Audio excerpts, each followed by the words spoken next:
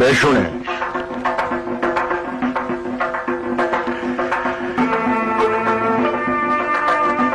وزیر یا امیر بزنش مگه نشنده چی گفت؟ بزنش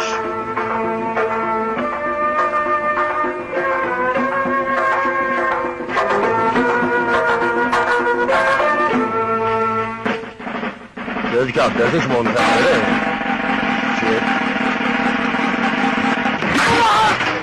چی گفتم؟